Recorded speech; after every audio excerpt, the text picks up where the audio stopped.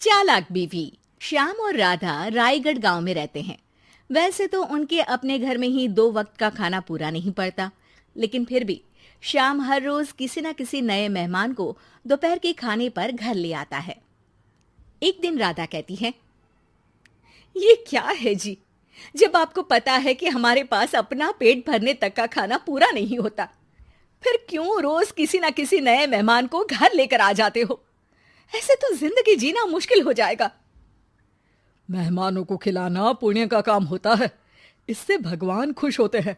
तुम क्यों उसके बीच में आकर पाप की भागीदारी बन रही हो?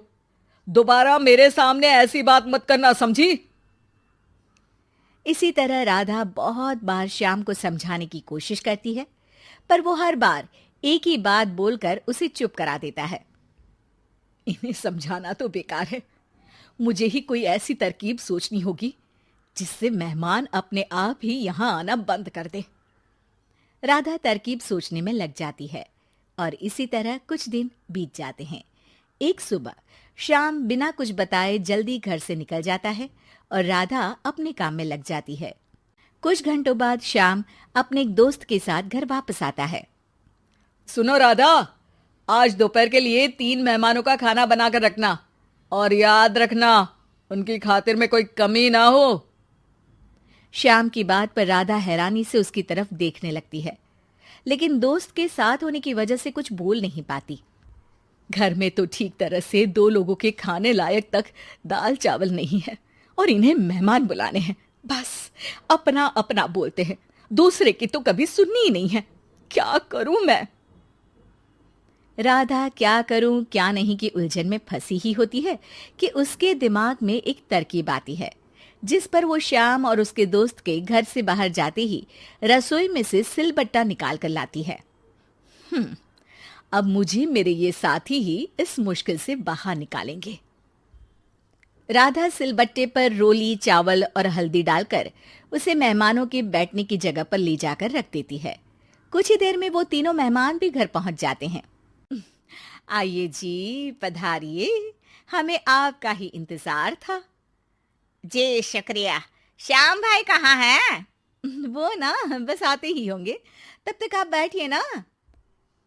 जैसे ही वो तीनों अपनी जगह पर बैठते हैं तो सामने पूजा किए सिलबट्टे को रखा देख असमंजस में पड़ जाते हैं।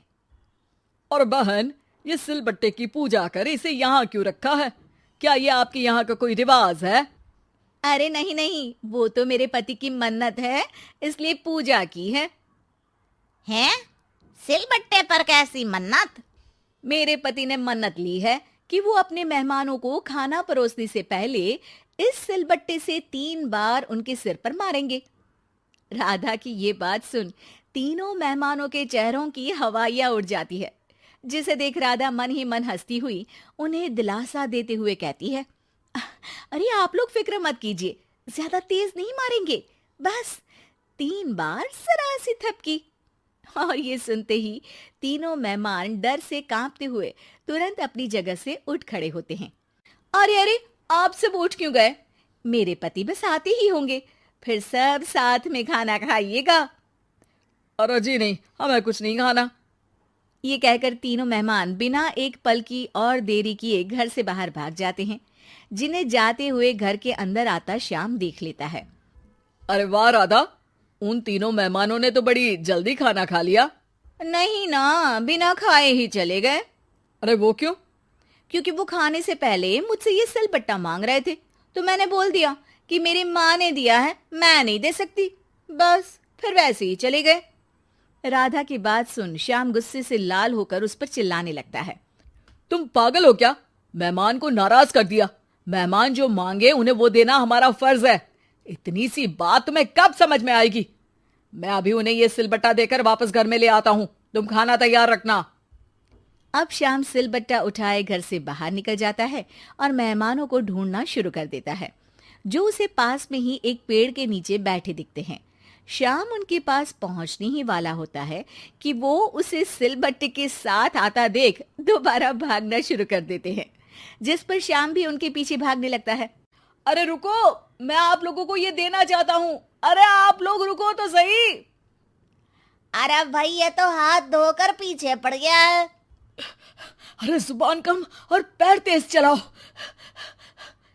वो तीनों पिटाई के डर से और ज्यादा तेज भागने लगते हैं। इसी तरह तीनों मेहमान आगे आगे और श्याम सिलबट्टे के साथ उनके पीछे पीछे पूरे गांव में घूमते हैं, जिससे धीरे धीरे गांव में ये खबर फैल जाती है कि श्याम दयालु और उदार इंसान तो है, लेकिन अब से वो किसी की भी मेहमान नवाजी से पहले सिलबट्टे से 3 बार उसके सिर पर मारेगा, जिसके प्रभाव से अब लोग उसके घर खाने पर आना बंद कर देते हैं। मैं तो उन्हें सिलबट्टा देने जा रहा था और लोगों को लगा कि मैं मार रहा हूं। कितना बड़ा बेवकूफ हूं। अब मेरी ही वजह से कोई यहां खाने पर आने के लिए तैयार नहीं है। इस तरह राधा अपनी होशियारी और सिलबट्टे की मदद से श्याम के मेहमानों वाली आदत से छुटकारा भी पा लेती है और घर की शांति भी भंग नहीं होती। जरूरी नहीं कि हर जंग हथियार से ही लड़ी जाए।